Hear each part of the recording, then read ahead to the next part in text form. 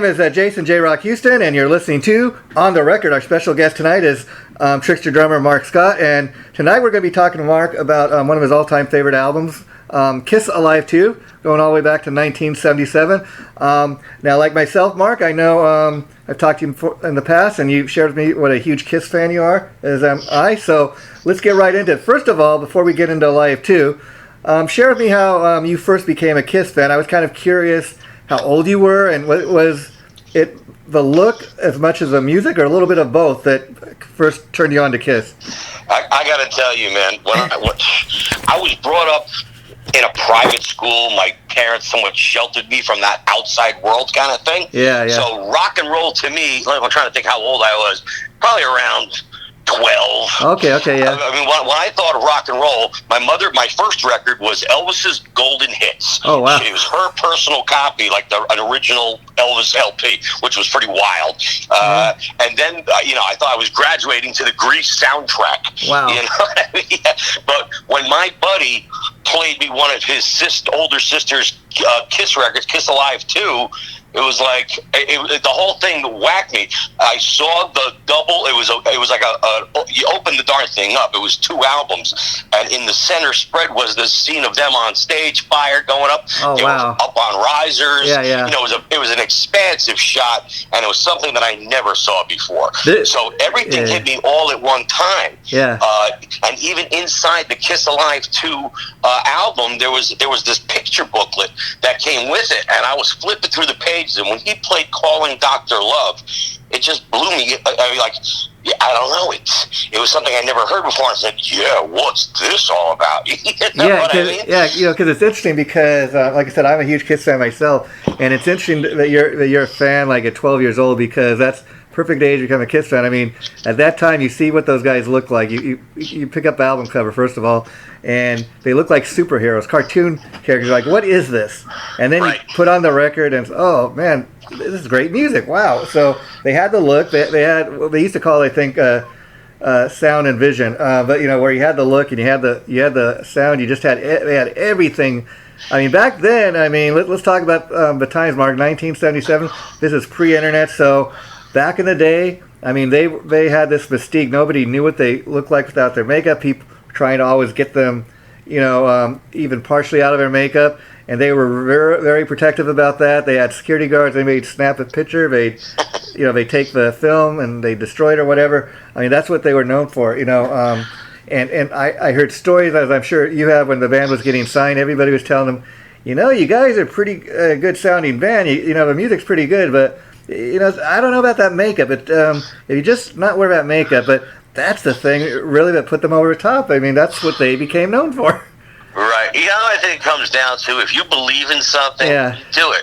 You don't care what other people say. You know what I mean? It's you don't have to follow what's on the news. You can make the news. Yeah. And I think people that have that attitude, that set something new, something they believe in, that's what dictates what's going to happen. And of course, not you just following suit. Yeah. And of course, before Kiss, there was Alice Cooper, but Kiss really took it over the top, because I've heard Paul Stanley talk about this in interviews where he's saying, we all, when Kiss first got together, we all the guys in the band, we went to an Alice Cooper show, and we thought, okay, that's great. They got one guy made up in the band. He says, we're going to kind of take it to the extreme. We're going to have all 4 guys in the band get made up. And of course, Alice is as made up as Kiss, so they really did take it to the extreme with black and white kabuki type makeup, where their face was totally covered. But now, getting back to Alive 2, by this time, 1977, Alive 1 had already come out. This is the second album. Now, I don't know if you're aware, Mark, the reason they had those 4 studio tracks is because by the time Alive 2 was recorded at the LA Forum, they were still playing many of those same songs in the set list from the first 3 albums.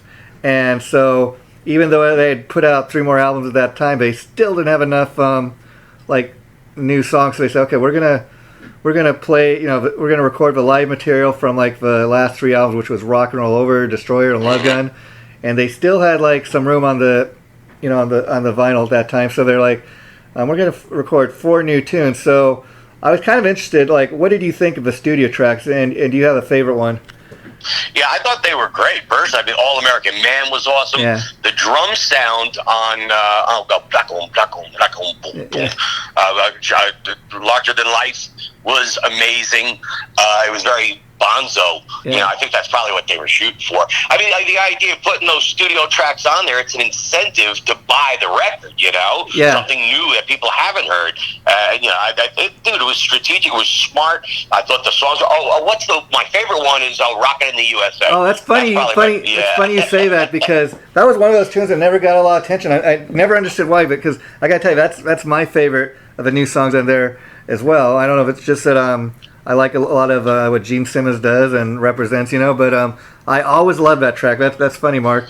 But yeah, that's certainly my favorite. I listen to it when I'm on the airplane too, when I'm taking off, and I feel like I'm part of the song. It's really cool. And what's so, it's got something that makes you feel great, man. Yeah, it's just a fun, good time tune, and you know what I think the funniest thing of all about Rockin' in the USA is it's so simple, but yet it's so enjoyable. It's just one of those tunes to listen to. It's not a real long song, but you kind of like, oh man, by the time the song is over, like, oh man, it's already over. I want to hear that again. Yeah, I'm with you on that. I think the melody lines and the melody lines throughout the song are just fantastic. They're really good, and Gene does it with a hard edge. It's awesome, dude. Come on, the riff is great. The melody lines rock. The chorus is catchy, and what they're talking about. It's what it's all about. Yeah, and what a great time in Kiss history that was, because 1977 they recorded that at the LA 2 nights at the LA Forum, and Cheap Trick was opening up, and that's when they took Cheap Trick out, I think, for their very first major tour, and that's where everybody got to know Cheap Trick.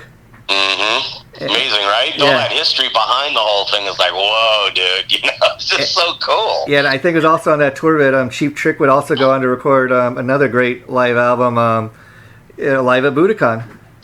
Classic, right? Can you imagine? Yeah, and I just got to bring Cheap Trick up for one more minute while we're talking about this, because I don't know if you're aware, Mark, probably the song most people know Cheap Trick for, of course, is the live version of I Want You to Want Me. I mean, that just kind of put them over the top, but interestingly enough, I've heard also the studio version. I don't know if you have, but I urge you to go on YouTube and check it out, because it is more of the original studio version of that is more of a swampy kind of almost country tune, and and it sounds nothing like the live version, of course, and it's just interesting because that's the song that ended up putting that band over the top.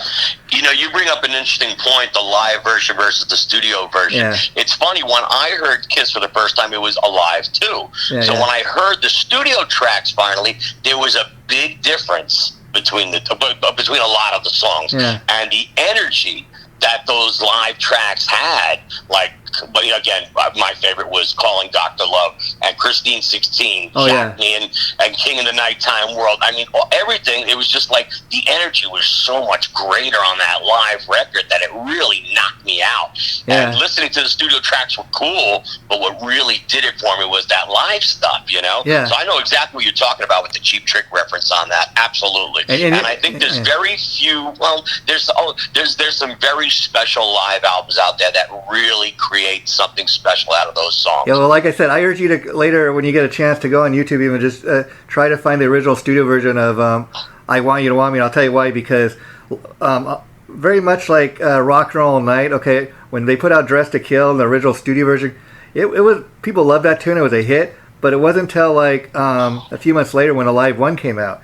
And everybody started, they actually have a video promo I think they put out at the time that you've probably seen online, and that live version, again, is what Kiss became known for. That was when Rock and Roll Night kind of became a national anthem for Kiss, if you will, at that time, after the live one version came out, because it had a little more energy. But the Cheap Trick song, I bring that up because if you hear that tune, it has none of that raw, it almost sounds like a country swampy type of song. It sounds nothing like what you hear on Budokan. It sounds like 100%, man. I know. I think I have heard that studio cut before, but the one that certainly sticks in my mind is the live version. Yeah, absolutely. Yeah. You know, it's totally got that energy. It's got something more. You know, and believe me, I'm 100% with you, buddy. And believe me, there's a lot of cats out there that put out live albums and it doesn't sound as good as the studio cut. Yeah. You know, so it's kind of weird, but it's such magic gold when you find one of those live cuts that just makes it flourish. It's like, dude, it's perfect. You know? And I mentioned Alice Cooper earlier, and he's another one. You probably heard the song "Hello Hooray." Okay, I was kind of interested to find out that's not an Alice Cooper original. It was originally done by the singer Judy Collins. And, I didn't know that. And I went on YouTube and just kind of referenced what the original sounded like. They sound nothing alike, not just because they're different singers. They sound like the way Alice does his song, he really kind of made it his own. And if you listen to the two songs back to back, you would think they were two different songs. Right. I know what you're. Well, you know what? I like when artists do that too. Yeah. I mean, the idea of just making the same darn song. What's the point? You know what I mean? Yeah. But and sometimes a song, you know, it's a beautiful thing when a song can inspire you to do it differently. Also, you know, it's kind of cool. I think that's great. Yeah. And you know, getting back to Alive 2 and the studio tracks we were talking about.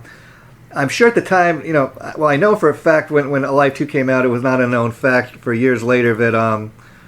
With the exception of Rocket Ride, the guitar player that's featured on those new tracks was actually Bob Kulick. Mm-hmm. Now, as a Kiss fan, when that became known, did it really matter? Well, it still sounds good. It doesn't matter really if Ace was on it or not. You know, I don't know. I'm a little half and half about it, but at the end of the day, it doesn't sour my taste. The songs are the songs, and it's from the band. You know, that Fooey, I don't care. Yeah. You know, I love it, and you know, hail to Ace, hail to them all, and it's Kiss, man. Yeah, sometimes bands got it. It made me feel fantastic when I heard it, and that's what I want. You know, if that's what they had to do to make it happen, then guess what? You know, so be it. Whatever. Yeah, I guess you know? At the time Ace was heavily boozing it up and stuff, but and I guess it affected some of his playing at the time. But Rocket Ride is kind of funny because that is an Ace tune. I mean, that totally fits his personality. I hate to say it, I wasn't the biggest fan of Rocket Ride. No, I'm just saying though. I hate the way it starts. I'm like, boy. Yeah. That's just me, you know. I don't know. Everybody's like got some more of that. I don't know. Look, you know, sometimes I tune it's a little funny. I'm just being honest. That's cool. I'm not thinking it was a bad. Yeah, song, that's why we were talking about it. This is. I certainly would like you know, All American Men or Rocket in the USA a hell of a lot better. You know what I mean? Now, they also did a cover of Any Way You Want It, which that's right. You can have and many people are gonna be under the impression that was a Journey cover. Not true. It was actually originally done by a band called the Dave Clark 5. Right. Classic, right? Yeah. But that's cool too. And you know, I just think too, like Calling Dr. Love. It's interesting because I'm a huge Kiss fan. I told you, and I've heard Gene Simmons talking about over the years in interviews I've heard him do that that song was actually inspired by an episode of the Three Stooges where the three guys are like you know, calling Dr. Howard or something like that, and he's like is that funny? Yeah. And that's funny.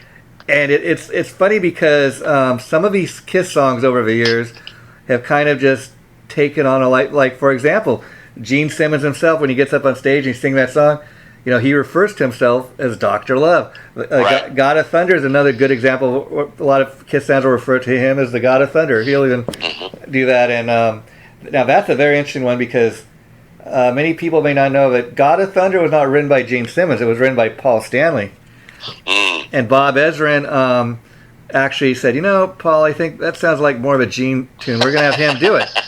And you can go on YouTube. It was also on the Kiss box set, Mark, if you've never heard this before. But there's actually a version, like a demo version of God of Thunder with Paul doing the vocal, which... I'd never heard that. Yeah, that sounds interesting. It is very interesting to hear after you've heard it, you know, a certain way all these years. But now, talking about Alive 2, I got to ask you about Alive 1, because to me, that's one of the greatest live albums too, Kiss Alive 1. And now it's also become a known secret over the years that it wasn't totally a live album in the sense that it was recorded, live, but then they went in the studio and touched things up, and people have certain issues with that. How do you, as a musician or as a fan, feel when bands, go back in the studio and touch up live recordings? I gotta tell you, dude, it happens all the time. That's what I thought. All the time. And I'll be honest with you, I don't want to. I mean, if you want something that's on, just get a bootleg. You know what I'm saying? Yeah. I can't. I don't want to listen to stuff that has a lot of crap. If I'm going to crank up a great live album, I want it to sound good. I'm with you, and to me, it doesn't matter. Number one, because if it sounds good, like you said, if it sounds good to my ears, it sure does sound live to me. I mean, I know they recorded it live, and I love all Paul Stanley's little raps in between this. Hey, how you doing? It sure does sound live, and that's what matters. Absolutely. Yeah. I mean, I'll be honest with you. I think people who you got to expect it. Come on. Yeah. And if you think otherwise, then you're a little misguided. Yeah. I mean, if you got a great big budget, you're a big rock band, you want your album to sound the best it can. And you're gonna touch. I'm not saying re-record the whole damn thing. No, but touch things up. I mean, come on. Just some flubs, and sometimes just sonically live capturing it, and particularly back in the 70s, for crying out loud. Yeah. It was a hell of a challenge to make something like that happen. So, dude, I'm not going to knock anybody for doing that. No way. And at the end of the day, the thing sounds freaking great. That's what matters to me. I mean, so let's get real. I think people have to take a step back if they really have a problem with it. It's like, you want the record to sound like crap, you want it to sound good. So if that's what it takes to make it happen, then rock and roll, man. Let's do it. And Mark, correct me if I'm wrong, but didn't Trixter put out a live album? Hell yeah! It was 100% recorded live in Tokyo, Japan. I'm trying to think what year. It was 93. That's what I thought. And what was it called? Was it called Trixter Alive or something like that? Alive in Japan. Now, was that just kind of a cool title, you guys, or was it the fact that you guys were kind of Kiss fans and you were kind of... Well, it probably was slightly influenced by that, but also if it's a live album, what the hell else are you going to call it? Oh, yeah. We were in Japan, we played live, we were live in Japan. And Alive might have something to do with it, but, as far as the Kiss reference. But honestly, we recorded the whole thing, and it sat on a shelf for I don't know how long. Let's see, we didn't release it until, what the heck year was it, 2009? Wow. Something like that. I'm not even positive what year. I think it was 2009. But man, and I'm going to tell you something. We shined it up a little ourselves. Well, hey, whatever. But I think it sounds great, and the energy is all in there. In fact, my favorite track off the whole thing is "Line of Fire." I think they captured a performance on there, and you can listen to all the instruments. There's little flubs here and there, where there's the parts where Steve's rolling around on the ground and PJ smacking his bass against Steve's guitar purposely for the show. Yeah. And sonically, that may not sound the best, but it's in there. Yeah. You know what I mean? So, but I recommend "Line of Fire." I mean, personally, I don't know. I think the drums sound amazing in that one. There you go. Yeah. But no, I mean, the whole energy of the band is just alive. Even the first cover, Rockin' Horse, dude, it freaking smokes, man. I mean, it really sounds great. I'm proud of it. And the fact that we got it's funny. I was recently talking to somebody about that whole Japan thing, and I remember going over there. We were scared, how we were going to be received. We never played overseas, and let alone for a bunch of people that didn't understand what language we were speaking. So when we heard stories about how they act and stuff, I don't know what. So the curtains close, and when we start playing, it opens, and the whole crowd starts bouncing up and down in unison. We were blown away. It was nuts. Well, so, capturing that energy in a live record. Now I heard, how amazing is that? I heard, like you said, the Japanese rock fans, they just are very different than the American fans. That pretty much whoever gets up on stage, they have a certain respect for artists on stage. They have a love for all the rock bands that come in. I mean, that's why an American band like Mr. Big, they are much more huge in Japan, of course, than they are here in the United States. And that's why a band like Mr. Big can go over there and do 4 or 5 shows, for 5 nights, let's say, in a row, and make bank, Yeah, God bless them, man. But at the end of the day, it's the people, man. Yeah. They're the ones that make it happen. If nobody came out to the show, guess what? No bands would go. But why do you think bands keep going? Yeah, I mean, my point is, like you're saying, the Japanese fans, when you stop and think that they go to a Trixter show, let's say, and they don't even understand, you know, what the singer's singing, but yet they have a respect to sit there in the audience and cheer you guys on, you know? Let me tell you something, dude. The thing that I found weird, they know the words. I don't know if they understand what the hell they're saying. They know how to phonetically say the words. Amazing. You know what I mean? Yeah. Which is pretty wild. Yeah. I mean, because we get to meet a lot of them after the show. You know, we do meet and greets. And back then, there was no such thing as a meet and greet. You just met the people, you know? Yeah. So we would do lines and, form lines to meet people and stuff like that. And it was amazing, you know. They couldn't speak. They would speak broken English, but yet they could sing the whole damn song. So how cool is that? Yeah. So like you said the Trixter live album. It was actually recorded back like in 2009, but you guys shelved it for a few years. So why do you think that was? I mean, did you originally record it? Could you originally plan to put out a live album, or did the record company hold off on it? I think we just recorded the shows for the sake of recording it. Yeah. Then we disbanded for a while. Oh, okay. You know, we took this big hiatus. Yeah. So we never did anything with it. But then when we came back out, we said, well, shoot, we got this thing. Let's dust this off and put it out. Yeah. So that's kind of the way it went, you know. And again, it's just the energy on that thing really sounds good. I really like the way it came out. It's cool. Yeah. And in particular, I don't know, the opening is amazing. But my favorite track on the whole album is Line of Fire. I love that. Oh, wow. It really smokes. And I don't know if in the Trixter Vault there, if you guys, so you had that you put out.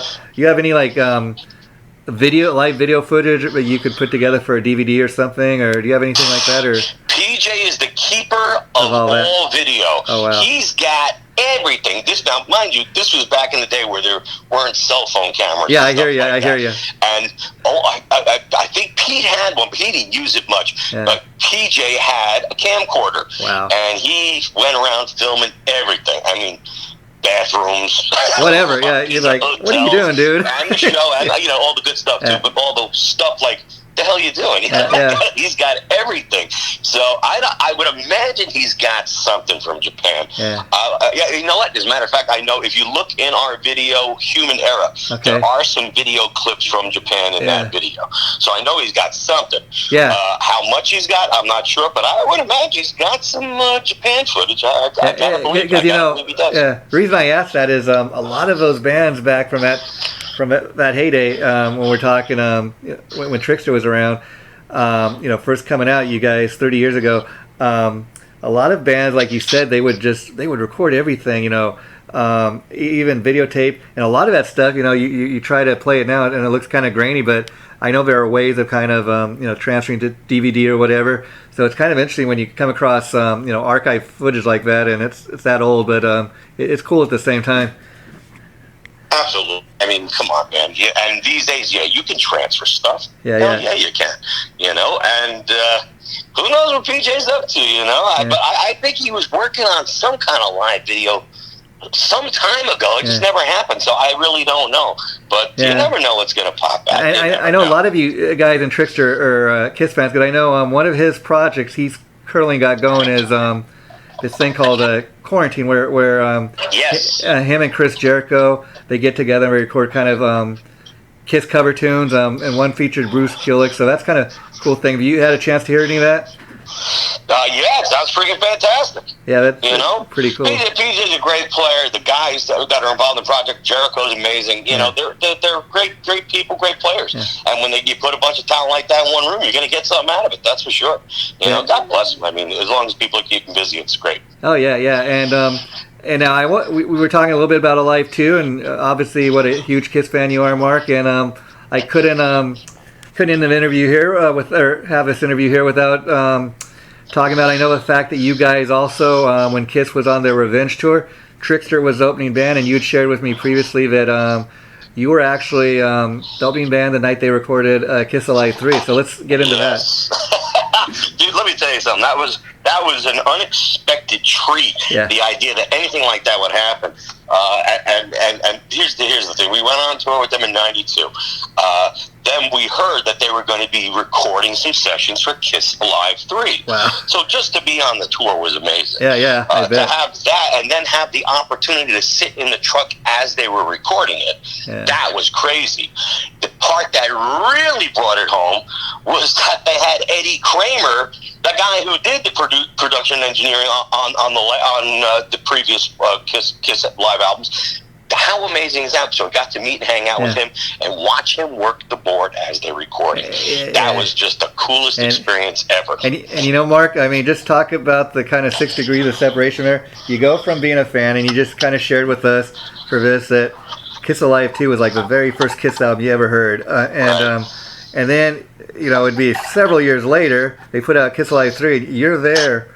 You go from being a fanboy to the opening band. And you're recording the very next Kiss Alive album. So how cool is that? It is it really is like full circle to the thing that inspired me. Yeah. Just watching and making the next one to inspire the next one. You know what I mean? Yeah. That's like, I don't even know what words to put that into, but yeah, it's total full circle.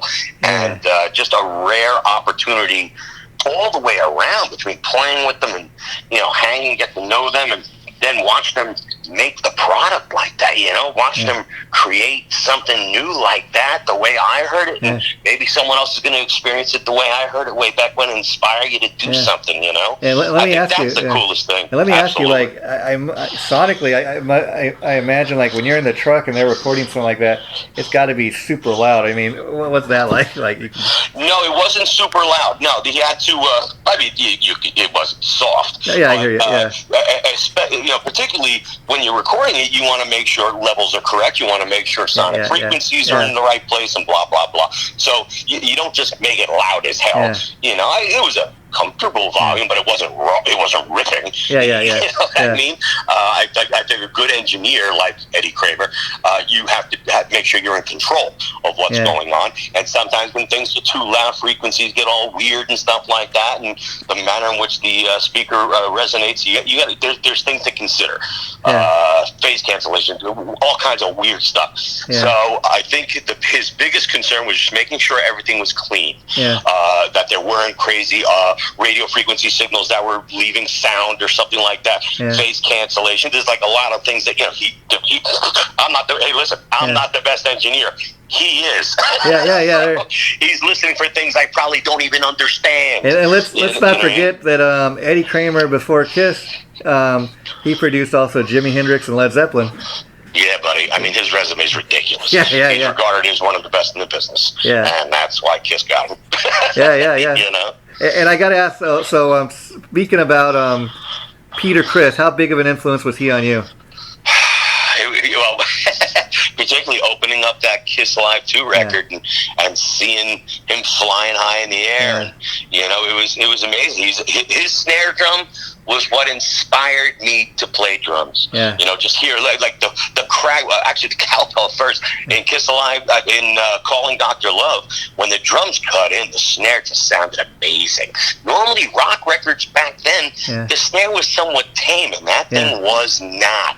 And when it came out, blah, blah, blah, blah, I was like, oh my God, like that's what I'm talking about, dude. And then you look at the pictures of him with that big black kid, all the tom-toms, it's like, oh my God, come on.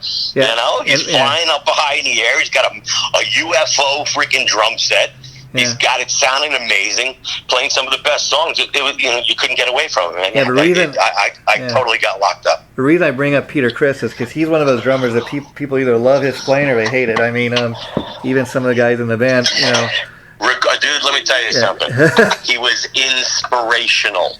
I don't care if he played 1-2-1-2. Doesn't matter. The man inspired such a legion of people, and I think a lot of people don't really understand that. That's why I was asking you. Without him, maybe I wouldn't be playing drums today. That's interesting. So I think that would. That's a big darn thing, man. I think part of the reason people to inspire someone to do something. You know how many countless people he inspired to play drums? Oh yeah, Are you kidding me? So people can think what they want. Maybe he wasn't Neil Peart, but it doesn't matter.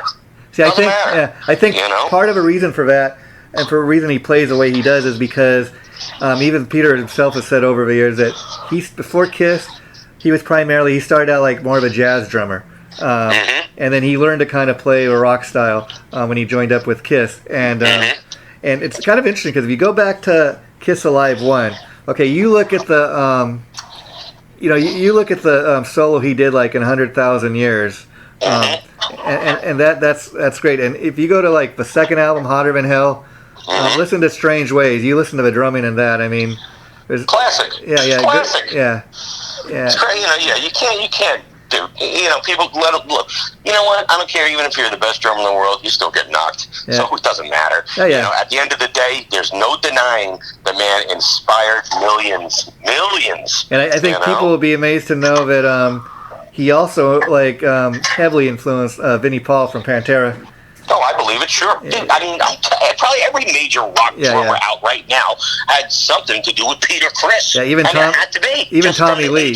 Yeah, even Tommy Lee from Motley Crue. I've heard him talk about it. Yeah, come on. And you know what? If they say no, they're probably lying. Yeah. But Peter's got something to do with the sound of Kiss because he's the original drummer. And then, of course, by the time they came to record a Live 3 when Trixter was opening up for them, we had Eric Singer. So you got to kind of get to know Eric Singer a little, I'm sure, on that tour. But what do you think of him as a drummer? I think he's amazing. I met him when he was playing with Badlands. Oh, wow. Dude, he's freaking awesome. I got to tell you, him playing with Kiss, I think a lot of people don't get to see what he's actually capable of. He can really play some intricate stuff. What he did with Badlands was fantastic. Yeah. And he played with Alice Cooper, too. I mean, his facility is amazing. He's got power. He's got some speed. He's got great style and great groove. Yeah. He's really fantastic. And he's a super nice guy. And super talented. Many people may not know, which nobody really knew until he did join up with Kiss, is he's also a super talented lead singer. Yeah, he's freaking great all the way around. Absolutely. If you get Kiss Unplugged, he's one of the featured vocalists on Nothing to Lose. That's awesome, right? Yeah. I mean, I love that about him. And he also put out this solo album, 1998, I think it was called Lost in Space, the Eric Singer project. It features John Corabi and Bruce Kulick, and he. That sounds cool. I got to check that out. Yeah, that sounds cool. And Eric even they do a Montrose cover, which is, if you've ever heard the tune 20 Flight Rock, he does the lead vocal of that, and he just it takes it kills it. Yeah, that's the only way I can put it. Yeah, and it's kind of interesting that not too many drummers like we've talked about in the pack Mark sing, but Peter Criss, he was a great lead singer. Eric Singer, Eric Carr. Don Henley. Hey, let's not forget Roger Taylor. I think it was Peter Criss that sang the most popular Kiss song of all time. Oh, yeah. I don't know which one was the most popular. It's either Rock and Roll Night Party Every Day or Beth. Well, I think if you go sales-wise, now some people may argue which one's more popular, but I think if you go according to sales, probably Beth sold a little more. Yeah. Again, it's just so classic. I think even people who aren't Kiss fans, they hear Beth and they know. I mean, that's just amazing. Yeah. But it's argumentative, let's say, but come on. Out of all the volume material they did, the song that Peter Criss sang was arguably the best song they ever had. Yeah. I'm saying? It's pretty wild. Yeah. And another song I liked that he did was Hooligan and Baby Driver, and there was one, Hard Luck Woman, of course, I'm sure you've heard. And, right. Which was interesting because... Did Rod Stewart write that or something? No, I'll tell you the story on that, okay? Paul Stanley is the one that wrote the song. He wrote it originally because he thought it sounded like Maggie May. He was going to give it to Rod Stewart to cover. But then the producer, I think Eddie Kramer, got a hold of that, and he said, you know what? Let's have Peter do that. And I think Gene Simmons kind of encouraged him. He said, that sounds like a Peter tune, because they just had the success with Beth, and so they let Peter sing. And then funny thing is, when Peter was no longer in the band, when they did their '95 Unplugged tour, I went to see them in Burbank, and Paul Stanley I know y'all think Peter Criss did this song, but I'm on the road. I'm going to sing it, and he did a pretty good version. I think it would have been cool if they'd ever kind of did it with Paul, but Peter's, of course, is the best because it's the original version. Yeah, well, yeah. We certainly are used to hearing him do it, absolutely. Yeah. But it's odd that you would say that, because I know that Paul originally wrote it for Rod Stewart. Yeah. I thought there was a song that Rod wrote. I get it mixed up. I can't remember the details. I thought there was a song that Rod wrote and Kiss did it, or maybe that was the one. I think that's the one that Paul wanted Rod Stewart to do, but he never did it. And I guess Paul Stanley thought it sounded kind of Rod Stewartish, like Maggie May. That's what I've heard, anyways.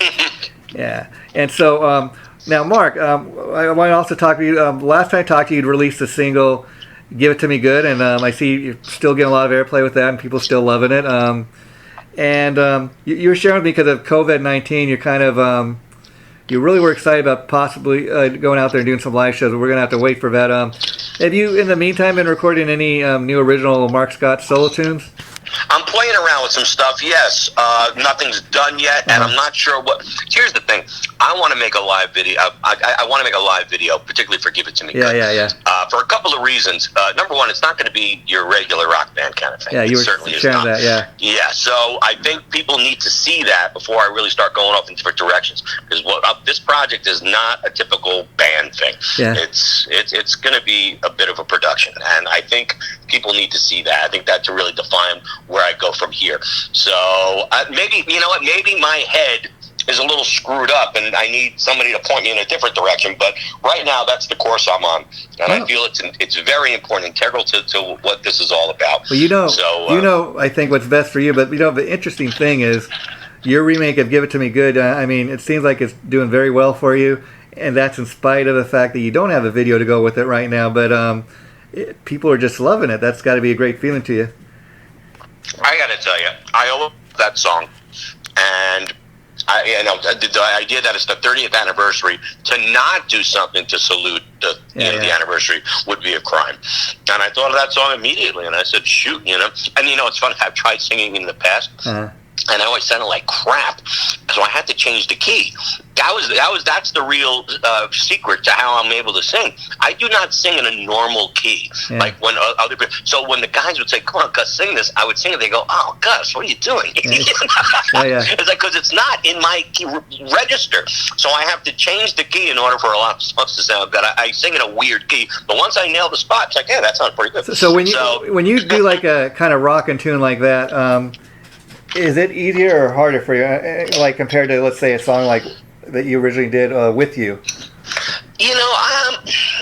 I don't know. I don't think it's harder or easier. Again, once I hit that key, no problem. If I have to sing out of like I try singing along to the radio sometimes, and it gets to a point where I just can't hit those notes, man.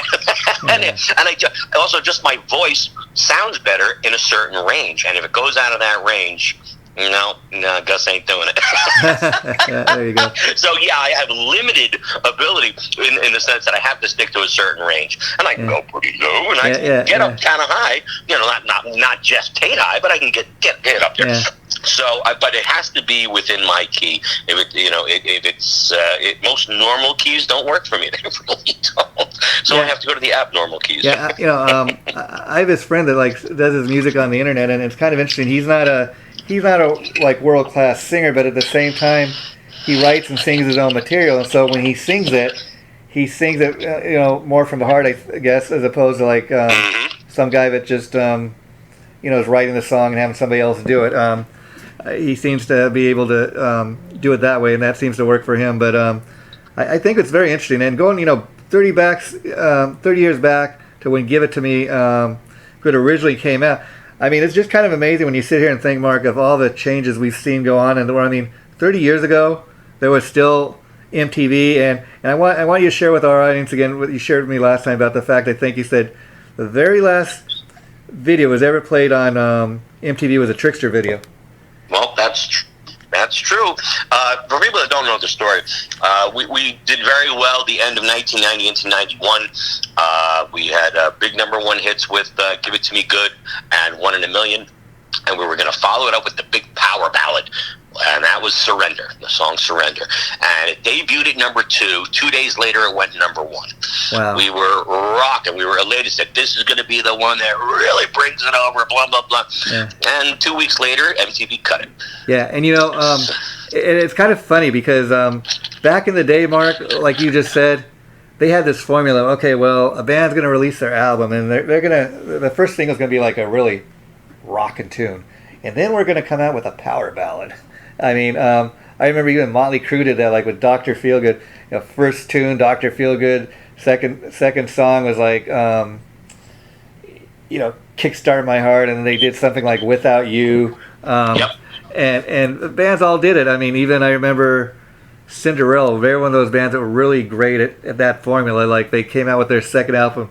I remember Gypsy Rose was the first single, and they came out with I Don't Know What You Have Till It's Gone. And then that's where these, sometimes you watch late at night and they got these things like 80s power ballads. You can get this CD. They really are most successful songs off the record typically because they cross genres. Instead of just being a rock band, now they're a commercial hit radio band. And I think I think you can speak to that experience because even your single for Give It To Me Good, I've been reading reviews from different publications online where they say it crosses over to like the country, and it's like a country rock tune. And so, I mean, that's got to be a great feeling to kind of reach those audiences. I got to tell you, I think that's what I did. I had that in mind when I redid it. I wanted to put more of a country flavor into it. I mean, honestly, it's just the way it sounds to me. If I just nudged it more in that direction, so to speak. But I also believe that there's a common bond between a country audience and a rock audience. This really woke me up when I went to go see the Zac Brown Band. Somebody got me free tickets. I'm like, all right, I'll go see the Zac Brown Band. The biggest song of the night was Metallica's Enter Sandman. They did that. The crowd went freaking crazy. Now, what kind of country audience, first off, knows a Metallica song, you know what I mean? Let alone is going absolutely, batshit crazy when they hear it play live. So I found that amazing. I'm like, really? They're really reacting to it. And they knew the words. They're singing the chorus. They got their hands in the air. Like, whoa.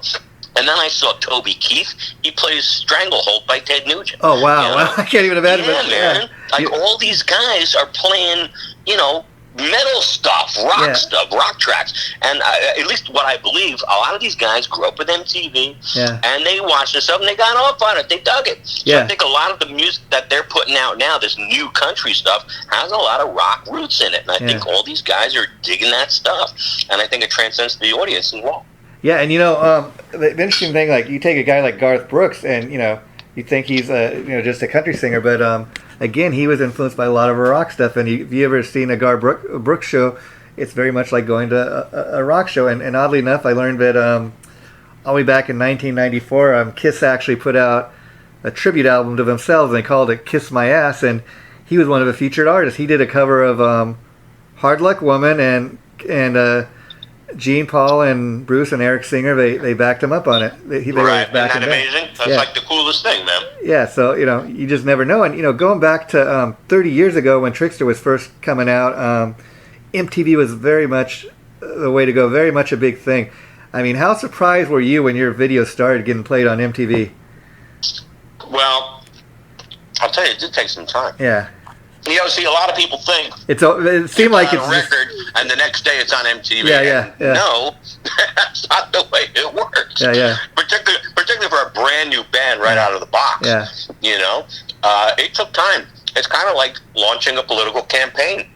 You got to go to radio stations for them to play you. They have to believe in you, and Yeah, and the reason it certainly doesn't happen overnight. Yeah, and getting on TV, they wanted to see what major radio was doing with it before they played it. We had the video, and they wouldn't play it for a while. Yeah, and you said the reason they actually started playing you guys is they had this thing called Yank It or Crank It, and people wanted to crank it. Yank It or Crank It. It was smash or trash. Oh, there you go. Okay. Yank It or Crank It, that's something else, brother. Okay.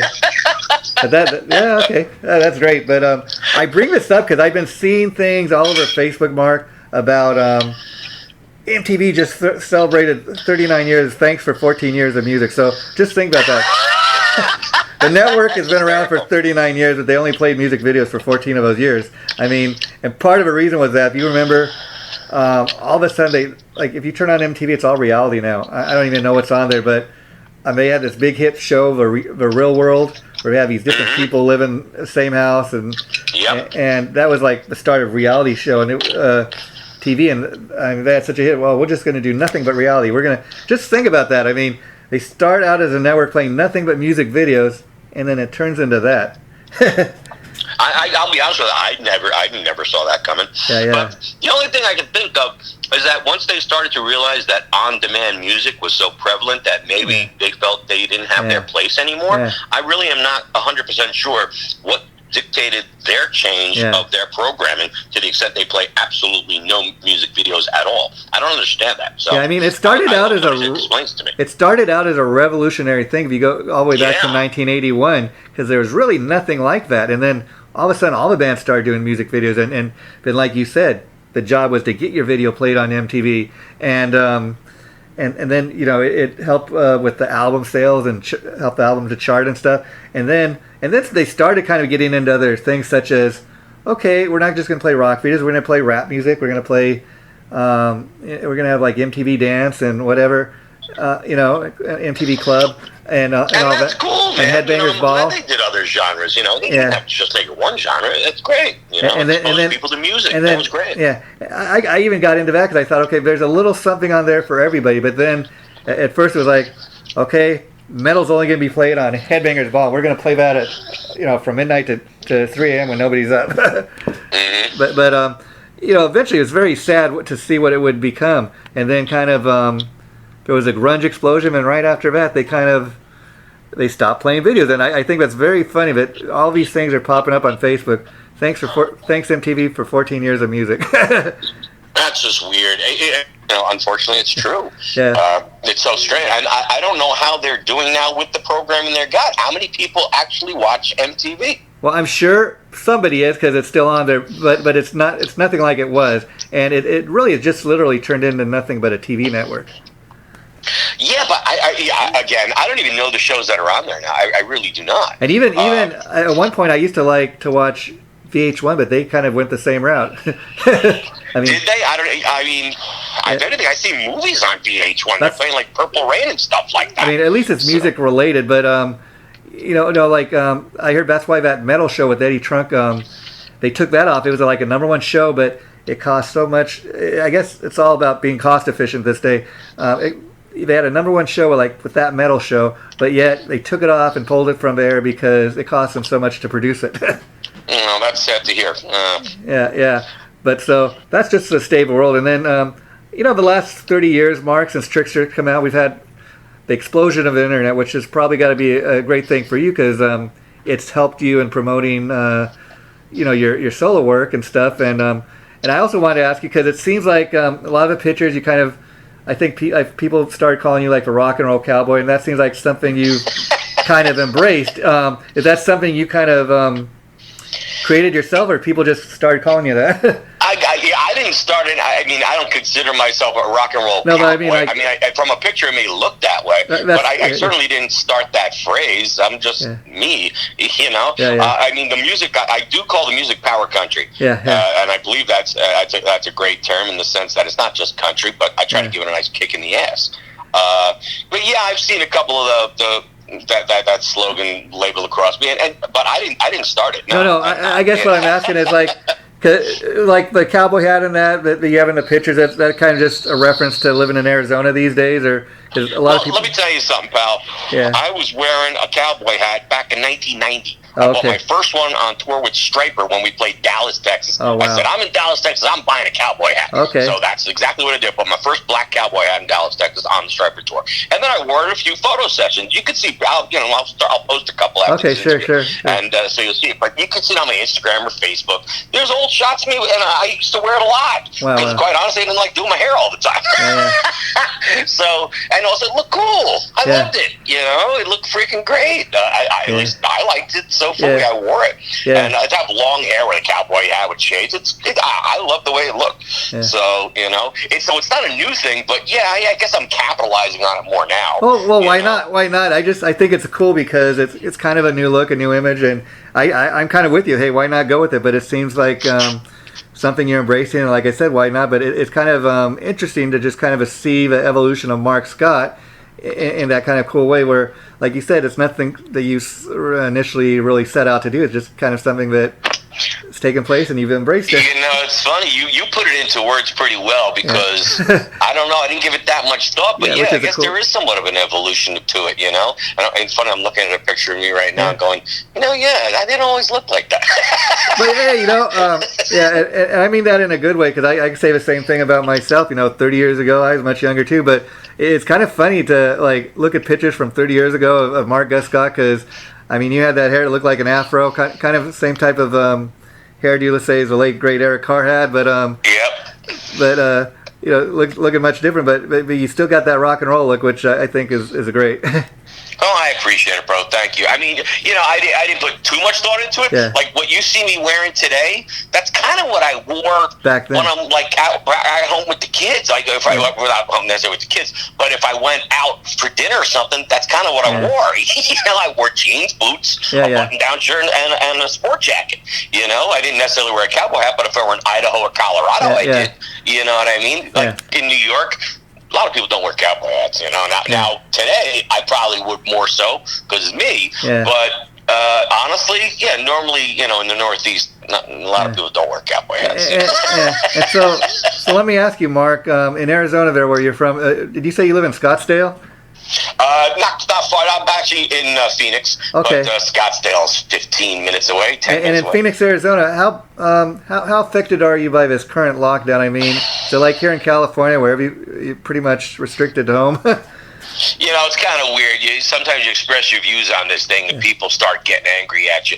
I think everybody needs to chill out with this whole thing. I agree with that. If you feel that you need protection, then wear your mask or don't go out. That's entirely your prerogative. I totally agree. But, to impose your view on the rest of the world, it's not like there's bodies dropping in the street, number one. It's not a zombie infection. So let's try to keep it all into perspective here. It's like, for crying out loud, man. I think a lot of people fail to see that there's something more behind this virus than just the virus. Oh yeah, and people that don't see it, you better wake up. Better wake up. I guess we could have it worse. Like I gave a perfect example. I know you previously lived in New York, and I was just going to ask in reference to COVID-19. How glad are you that you're not in New York? Because I mean, everything going on in New York, not just with COVID-19, but all these riots and everything you see going on. How glad are you not to be there? Well, even without all that craziness, I love Arizona. I love the Midwest. I was brought up in New Jersey right? And New York, right next door. The getting out of town for me, I took the yearly trip or twice a year to Florida because my grandparents lived there. You know what I mean? Yeah. So I only knew Jersey, New York, and Florida. That's it, which is kind of compartmentalized. When I first got to, when we went out with Trixter for the first time, and I got to see places like Colorado. Like, wow. It was a whole new experience. I'm like, wow, this is America. You know what I mean? Yeah, yeah. And I think that's really, that's something that really made a very big impact on me. And the Midwest, Southwest, man, I got to tell you, it's something special. It really is. And it's not for everybody. But to me, oh man, it's beautiful, and I actually love it out here. So I'm not looking back saying, oh, I want to go home. No, I'm happy where you're at. And the weather is also a lot warmer in Arizona. I mean, you got those heavy cold winters with all the blizzards and snow in New York. Yeah, I don't dig the cold, man. It's funny. Yesterday I was driving and it was 115, dripping and sweat, I had the windows down and I turned the air off, and you know what? I wasn't sweating. Yeah. I mean, I couldn't believe it. Actually, I was like, "Hey, it's really not so bad." I said, "I must be getting used to this." Yeah. There you go. I couldn't believe it though. I was like, "Damn, it was pretty damn hot out." Yeah, and the other reason I brought up New York is I remember interviewing you a number of years ago when you had done that kind of instrumental track. It's kind of like you did a video, I think, and you said your son shot it, kind of like a tribute to 9/11. Ave Maria. Ave Maria, yeah. So, 9/11 is coming up, and oddly enough, because of all this COVID-19, I heard at first they weren't going to have like annual tribute to 9/11, and I thought, man, that kind of stinks. But then they got so much. Let me tell you something. Yeah. I heard that, I couldn't freaking believe it, and I'm telling you what, there was some sinister crap behind that. So the reason I bring that up is on 9/11, all you Mark Scott Trixter fans, let's play Ave Maria by Mark Scott in honor of all the people that died that day. Dude, God bless you. God bless. And for the people that lost their lives that day, we should never forget. Yeah. They're not being honored this year. I mean, can you freaking believe that? Yeah, but you know, Mark, I just heard I just heard the mayor and the governor got so much heat back from that they're going to do it now. Oh, is that right? Yeah. Good. Okay, because when I heard that, I'm like, you got to be kidding me. You know, first I thought it was some moron putting out a fake story or something. Yeah. But like, man, there were some. Yeah, how could you even be considered? Yeah, really? I mean, really? That's one thing I just could not believe. You know, and. Not to mention, I hate to say it from this angle, but let's think of the networks and everything that goes into a 9/11 ceremony thing. You know how much money is generated on TV from an event like that? Yeah. You know, I'm not saying that's motivated, but the people that want to take it down, it's like, what are you doing? You know, at which angle are you looking at this to say this is the right choice? It's like, are you an idiot? Yeah. You know, how do you disgrace people like that? That's what bothers me more than anything. In New York, really? I even considered not having a. Please, just shut up. Yeah. I can't even deal with these morons. And then I was curious, Mark. Now we mentioned Trixter getting played on MTV. Now, did you guys ever perform live on MTV at any of their special events or anything? We did in 90. Let me make sure I get this right. Yeah, 1991. We did Daytona Spring Break. Oh, okay. Wow, that's got. And that was huge. Talking about Florida, huge, man. And you know what? I have yet to see the video from it. I don't know. I gotta make some calls and get that. I saw a quick little clip. Me and Pete, they had a little clip on the years of Spring Break or something. They flashed a quick clip out there, so it was, I don't know, 5 seconds, 6 seconds, and that's all I ever saw. And I don't know. I would love to see it because it was awesome. Maybe like you said, your mate PJ has it. You have to give him a call, maybe. Yeah. I mean, let me tell you something. He probably does have some footage from that. He probably does. Wow. But that was a great night. We were on the road with, I think it was the Warren tour, and it was scheduled for a day off from the tour, so we had to fly. I didn't even know where we took off from, but we had to fly into Daytona, play on rented gear, and it was just chaotic. And then to fly back out, to get back out of the road with Warren. So to come in, bing bang, go. Okay, I don't think I slept for at least 2 days. But it was awesome, and to be asked to play an event like that for MTV. How freaking amazing is that? Yeah. Come on. So you know what? I bet you PJ's brother Pat was at home and he probably recorded it on a VCR. I'm willing to bet he did, and probably cut out the commercials. So I gotta get a copy of that, man. That's just too freaking cool. Yeah, of course, Trixter as well as Gus Scott here that we're talking to. You guys got your official websites now, but back in the day, 30 years ago when Trixter was first coming out, we didn't have internet. We had nothing like it was, and then a few years later, it was just in its infancy, and now everybody's got a website. And overall, so the last 30 years. It's funny. I remember seeing the first band webpage. At least the first one I saw was Jackal. They had a website, but at the time it was just one page. So it was a picture of the band and the song played. And they probably had a bio. Jackal's from here and there, and this is Jesse, that kind of thing. So I remember looking at it on a computer screen, and it's playing the song, and I'm like, okay, so what are you going to do with it? I'm like, well, I guess that's kind of cool, but now what? And at the time, I guess most people didn't see the thing, but there were some people that did see it. They did see what you would be able to do with it, and I didn't grasp it till later. Certainly not. I said, well, maybe we should get Trixter.com. Maybe we should do that. I was like, what are you going to do with it? I'm like, fuck it. I bring that up because everybody's got a website now, but back then, it didn't even exist, and to see. Here's another thing. At least at the time, kids didn't have computers. So if you want to promote a website, you got to at least have a computer. And then, hey guys, go to our website. What? And then, then in 2020. You don't even need a computer.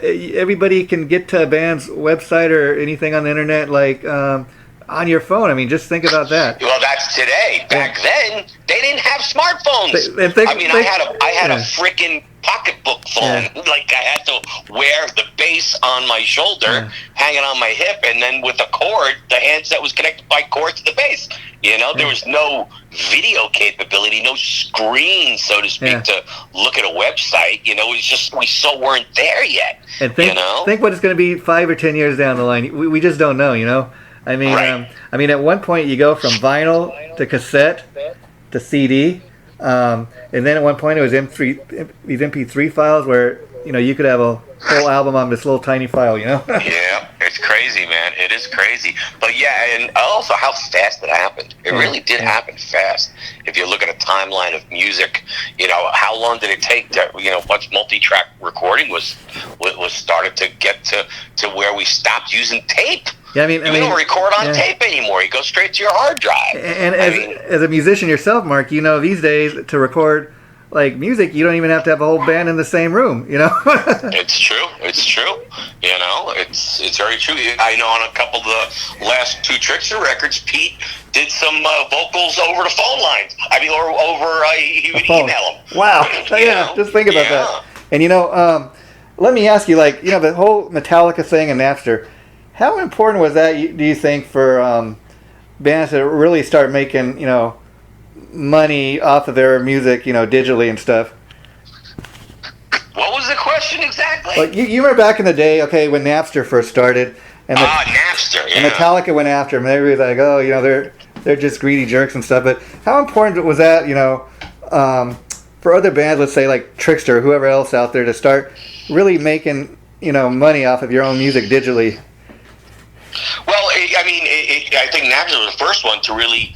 How should I say, to employ the new platform. Yeah. You know what I mean? Yeah. There was never a service that you could transfer stuff digitally. Yeah. I didn't even understand it when it first came out. I was like, what do you do? I didn't get it. So the idea that they jump-started the whole revolution of how music was going to change. Yeah. That's the real thing, man. Yeah. Sure, there was money attached to it, but the real bigger picture was forget buying records, dude. Yeah. I'll just zap it to you. You can just download it. Download? We didn't download. I'm with you. I'm an old school guy. Like I miss the days of going to Tower Records and being able to make that purchase, or just spend all afternoon in a record store and look at it, all the new releases and that. But there's something to me about holding it in your hand. Look, like you said, when you first got Kiss Alive 2, and you saw that record cover, you opened it. Oh man. Never seen anything like that, Yeah, I think kids today really don't have a clue as to what that's all about. They're missing out on something very, very important. Now, mind you, maybe they can just go online and look at some, picture gallery or something like that, or maybe even something special. Yeah. I think that's an interesting point. I think bands should start putting together special artwork that you can download. I do something like that when you buy one of my songs. There's free pictures that I put on. That's cool. I dig that. And see, like you're talking about Kiss Alive 2, like when you first got that album, and you see the Kiss, and oh wow, it's not just live. I'm getting 4 new studio tracks. Wow, how cool is that? They're giving me a little something extra. I'm getting my money's worth. And you open up. It's added value, but it's also something more like an incentive to get the darn thing, and you're getting more than you expect. And I think when you exceed people's expectations like that, that's really something special. Yeah, but even more so. So going back to what you were talking about, when I opened up that Kiss Alive 2 record, that's what enveloped me into Kiss. Yeah. It wasn't just downloading a song. It was really getting the opportunity to, like you said, hold it in your hand and become a part of it. That's what kids are missing these days. It's a religious experience. Everybody, it's amazing. Yeah, everybody wants everything so, like, immediately, instantly, and that's why you have a lot of these even established bands are like, why bother making new music? Nobody's going to buy the CD, or we may just live off our catalog. We may, instead of releasing a full-length album, we'll just release maybe a brand new song this year, or maybe a 4-song EP. I'm like I interview some of these bands. I'll tell you, and as great as some of the new music is, like they put out a 4-track EP, and I'll tell the guy, I really dig what you guys put out, but my only complaint is, I wish I had a full-length album. It's kind of weird, dude. The industry has not only changed by the manner in which we receive it, the manner in which music the part it plays and the whole thing is changing also. Its music is not necessarily just a commodity that, musicians make money off of. It's now become of the promotional element. The music is actually, it's not the bread and butter of how musicians make their music, that make their money, so to speak. It's the opportunity to go out and play and support those songs they put out. That's really, and so it's really changing. The amount of money that an artist makes off a song these days is a hell of a lot less than what it used to be, because they're not getting paid the same proportionate share from downloads and being played on Spotify and being played on all these on-demand services. They're really not getting a lot of money. You know what I'm saying? So it's a little weird. So let me. I feel as if the music is now should be used more as a promotional element. You got to go out and play, man. I think that's really that's where it's at. But unfortunately, you're not able to right now. And let me ask you. So, Mark, when somebody purchases like a CD copy of "Give It to Me Good," does that revenue come in any faster than like if somebody buys it digitally?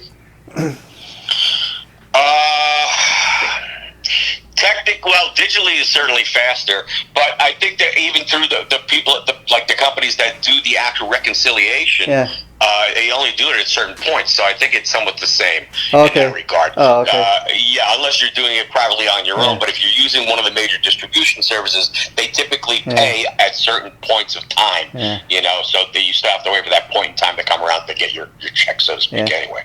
And Mark, we discussed a lot today about what a huge Kiss fan you are, and Kiss Alive 2, and which came out in 1977.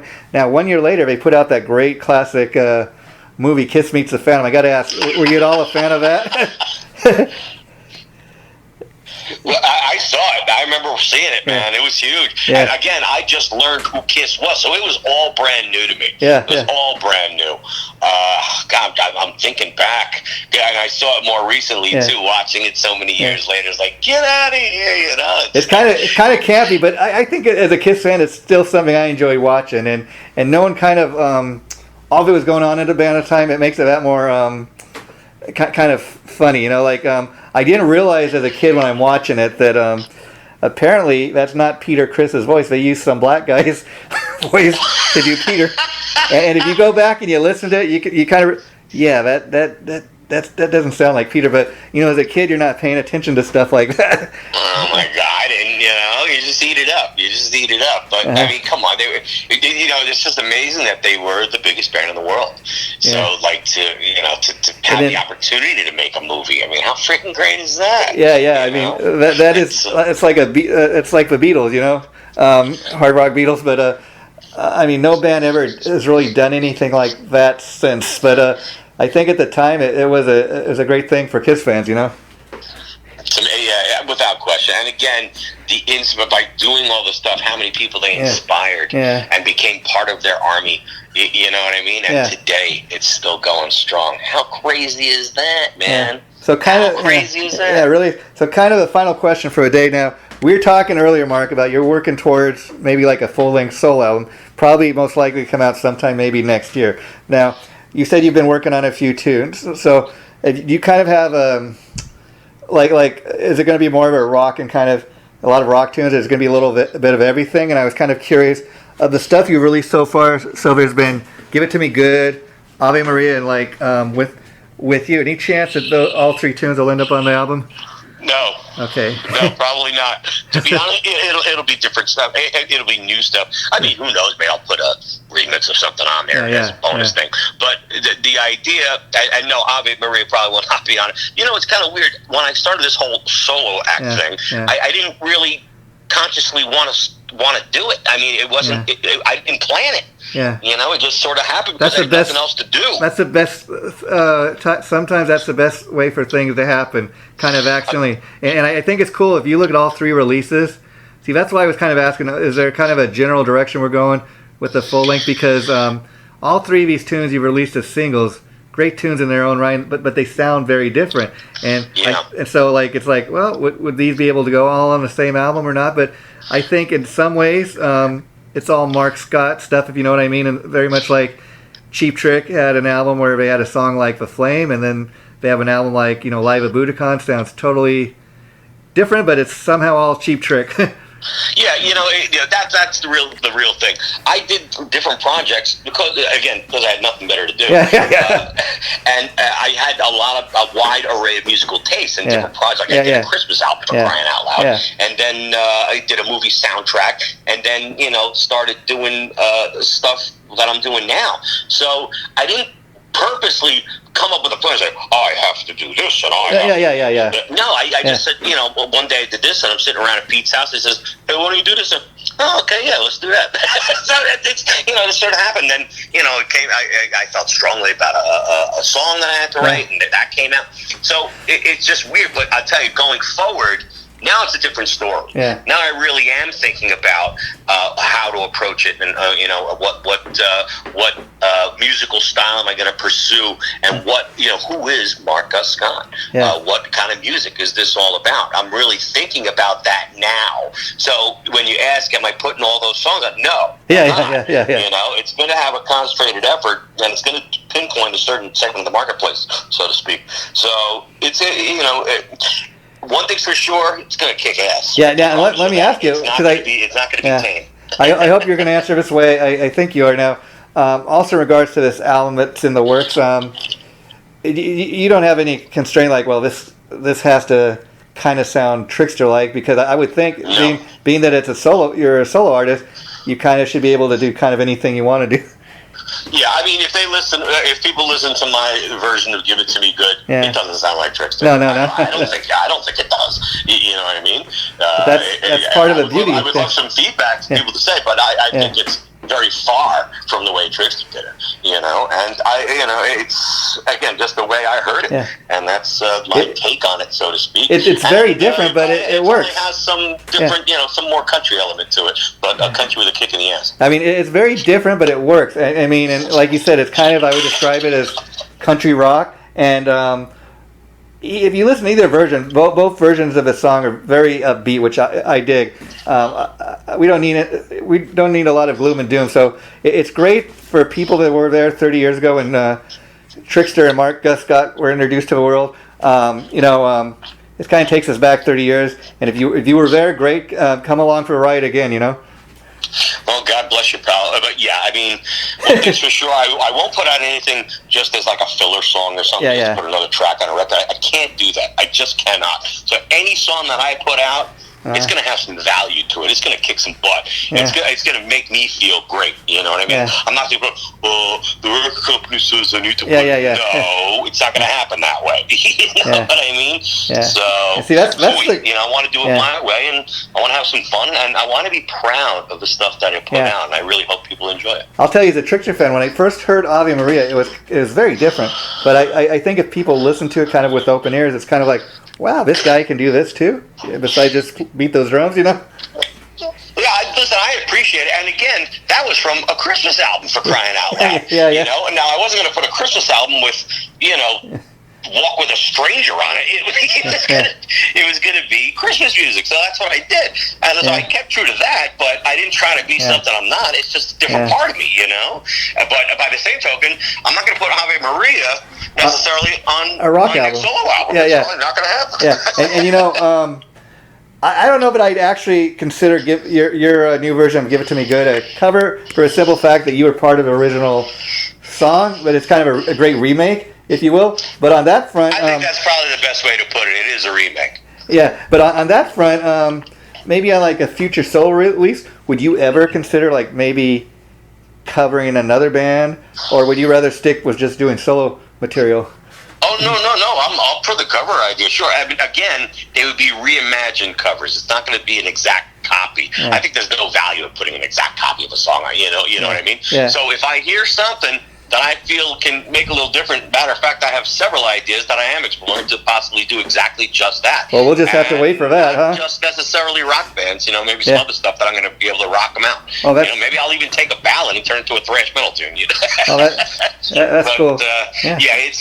Whatever comes out, it's gonna have some edge. It's gonna be cool. It's gonna be rocking. Well, Mark, if I do a ballad, that'll be a mellow tune. But we need a power ballad from Gus Scott, just being that that's the way it used to be done. Let's take us back to when they had those great MTV videos. 14 years of MTV. Yeah, I got something in the works. We'll see. I got a few. And here's the thing, man. I mean, everybody keeps talking about a full-length record. The way things are going today, launching singles can be very beneficial. So I don't know how it's going to work out quite yet. But I got a bunch of stuff I'm sitting on. Just want to make sure I do it the right way. I'll end with this, Mark, because I've taken up enough of your time. But give it to me good, okay? That's the only thing I can really say is you've given it to me good. I haven't got tired of the song. I'm still loving it just as much as May 14th when it first came out. It's just, man, I'd love to hear something new. So, but we know you're working on it, so great, Maybe I gotta hustle a little more on it, but I got a bad taste in my mouth with this whole thing because I didn't get everything I wanted out of that kid to be good, and that song is too damn good. It's too damn good. I agree with you. The live video I have in mind, people have to see it. I'll just say if that's any taste of what's to come, I can't wait. So thanks for that. I can talk to you all day, brother. God bless you, bro. I appreciate you.